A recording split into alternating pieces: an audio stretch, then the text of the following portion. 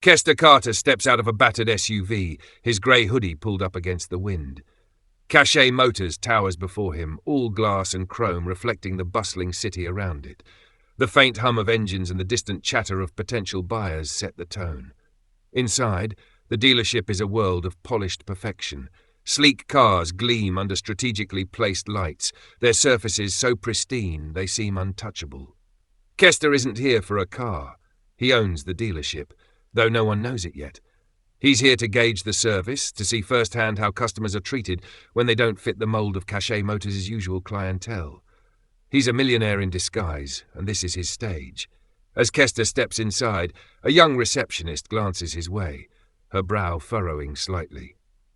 "Can I help you?" she asks, her tone polite but distant. Before Kester can answer, Tricia, the sales manager, strides over. Tall, impeccably dressed and exuding confidence, she gives Kester a quick once-over. Her lips tighten. "Sir, are you looking for something specific?" she asks, her tone laced with skepticism. Kester smiles, the kind that doesn't quite reach his eyes. "I'm just browsing," he says, letting the moment hang. Tricia's expression hardens, but she nods curtly. As he walks through the showroom, he feels the weight of their gazes. Employees exchange glances, whispering behind manicured hands. Kester's calm demeanour masks his growing irritation. This wasn't just bad service, it was judgment. Kester pauses in front of a sleek black sports car, its glossy surface gleaming under the showroom lights. He runs a hand along the edge, appreciating its craftsmanship. Tricia watches from a distance, her arms crossed. Finally, she approaches, her heels clicking sharply against the polished floor. "That's a limited edition," she says, her tone implying he couldn't possibly afford it. "Perhaps I can show you something more practical." Kester raises an eyebrow, his smile faint. "I'm interested in this one. What's the asking price?" Tricia hesitates, then sighs. "It starts at $250,000. Maybe you'd like to see our pre-owned collection instead." Nearby, another salesperson chuckles softly. Kester notices, but says nothing. He asks a few more questions about the car, each one met with curt responses. Tricia's impatience grows, her professionalism cracking. "I'll be honest," she says finally. "This probably isn't the right dealership for you." The words hang in the air, heavy with implication. Kester tilts his head, his expression unreadable. He thanks her and walks toward the reception desk. As Kester reaches the desk, Tricia follows. "Sir, if you're not serious about buying, I really can't waste time," she says. Kester turns, his calm demeanour now edged with steel. "I'd like to speak with the owner," he says.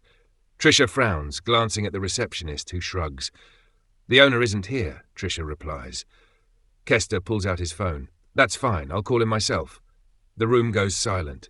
Employees exchange puzzled glances as Kester dials. "Hello, Sam? It's Kester. Can you come to the dealership? We need to address a situation." When he ends the call, Tricia's confusion deepens. "Who are you?" she asks, her voice faltering. Kester's smile returns, sharper now. "You'll find out soon enough." 20 minutes later, Sam, the regional director, walks in. His face lights up when he sees Kester. "Mr. Carter, it's good to see you." The room freezes. Tricia's face drains of colour as Sam approaches Kester, shaking his hand warmly. "I wasn't expecting you today," Sam says. "I thought I'd stop by," Kester replies. He glances at Tricia, whose shock is palpable.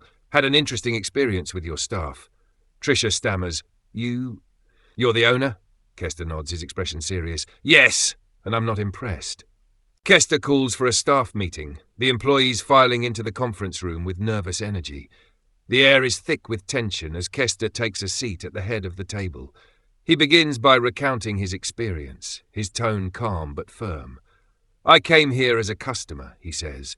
"What I encountered was arrogance and judgment." Tricia shifts uncomfortably, her eyes on the table. Kester continues, addressing the importance of respect and professionalism. He doesn't single anyone out, but his words carry weight. Tricia sat at her desk long after the meeting ended, her usually confident demeanour replaced by a quiet unease. The hum of the dealership floor had dulled. Most of the staff had returned to their duties, but she couldn't focus. Kester's words played over in her mind like a haunting refrain. She leaned back in her chair, staring at the ceiling, her thoughts a whirlwind. How did I miss it? She wondered. His demeanour, his quiet confidence, it should have tipped her off. But instead, she had seen his hoodie and worn sneakers, and dismissed him. Her gaze fell on the glass wall of her office, through which she could see customers browsing. It wasn't the first time she had judged someone by their appearance. Her mind flitted back to other moments, the young man she ignored last week because he had tattoos, the elderly woman she had dismissed, assuming she couldn't afford a luxury car. She felt a pang of guilt. It wasn't just Kester she had underestimated. It was anyone who didn't fit the image she had built in her head of an ideal customer. Her professionalism had been a facade, masking her biases.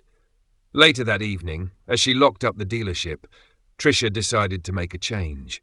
Not because Kester was the owner, but because he had exposed a flaw in her character that she could no longer ignore. The next morning, she arrived early, her resolve firm. She began by making a list of things she could do differently. For Tricia, it wasn't just about salvaging her reputation, it was about becoming a better person. Kester returned to the dealership a week later, dressed in a sharp suit this time. He wasn't there to check up on the staff, he was there to lead. He called for another meeting, but this one carried a different energy. The team gathered in the same conference room, but the tension from before had lifted. "I want to talk about moving forward," Kester began, his tone calm but authoritative. "The experience I had here wasn't unique. I've heard similar stories from customers, and that's unacceptable." He paused, letting his words sink in. "This dealership can be better. It will be better." Kester unveiled a new training program focused on customer service, empathy, and professionalism. He had hired experts to lead workshops designed to help employees identify and confront their unconscious biases. The program included role-playing exercises where staff would practice handling a variety of scenarios, from interacting with high-profile clients to assisting customers who didn't appear affluent. "Every customer deserves respect," Kester said, "not because they might be wealthy, but because they're human beings." Tricia listened intently, taking notes. She was the first to volunteer for the workshops, determined to lead by example. Her newfound humility surprised her colleagues, who had always seen her as unapproachable. The dealership began to change. Staff meetings became opportunities for growth, and employees started holding one another accountable. Kester made regular visits, not as a looming figure of authority, but as a mentor. He took time to get to know each employee, learning their strengths and encouraging their development. Cache Motors slowly shed its reputation as an exclusive, intimidating place and became known for its welcoming atmosphere. Months passed, and the transformation was evident. The showroom buzzed with energy, not from the hum of engines, but from the genuine warmth of the staff. Customers lingered longer, feeling at ease in a place that now prioritized their experience over profit. Tricia had become a driving force behind the change. She organized weekly check-ins with her team, where they discussed challenges and celebrated successes. She also implemented a feedback system, inviting customers to share their experiences. One afternoon, Kester watched from his usual corner as Tricia greeted a young couple. They were hesitant, their clothes suggesting modest means. Tricia approached them with a smile, her tone welcoming and sincere. "Let me know if there's anything I can help you with," she said. The couple exchanged nervous glances. "We're just looking," the man said, his voice barely above a whisper. Tricia nodded. "Take your time. If you have any questions, I'm here." An hour later, the couple left with the keys to a pre-owned sedan, their faces alight with gratitude. Kester couldn't help but smile. Tricia had come a long way. Kester sat in his office one quiet evening, reflecting on the journey. The dealership's transformation hadn't been easy. It had required uncomfortable conversations, hard work, and a willingness to change, but it had been worth it. He thought about Tricia, who had once been the face of the dealership's problems, but had become one of its greatest assets. Her growth was a testament to the power of accountability and self-awareness. Outside his office, he could hear the murmur of customers and staff. It was a comforting sound, one that spoke of progress. Kester stepped out, walking through the showroom. He saw Tricia again, this time chatting with an older man in overalls. She listened attentively as he talked about his family and his need for a reliable car. Her smile was genuine, her body language open. Kester paused, watching the scene unfold. It wasn't just Tricia who had changed. The entire dealership had adopted a new culture, one of inclusivity and respect. Kester felt a surge of pride. This was the vision he had always had for Cachet Motors. It was a chilly morning when Kester walked into the dealership wearing the same hoodie and sneakers he had worn on his first visit. This time, no one looked twice. He wandered the showroom, watching as staff greeted customers with warmth and professionalism. A young salesperson approached him with a smile. "Good morning, sir. Can I help you find something?" Kester shook his head, grinning. "Just browsing." He lingered near the reception desk, watching as a man in a worn jacket entered the dealership. Tricia greeted him immediately, her tone as respectful as if he had walked in wearing a tailored suit. Kester's chest swelled with pride. As he left the dealership that day, he felt a sense of closure. The changes he had implemented weren't just surface level, they were ingrained in the culture. Cachet Motors had come full circle, and Kester knew it was only the beginning of a brighter future.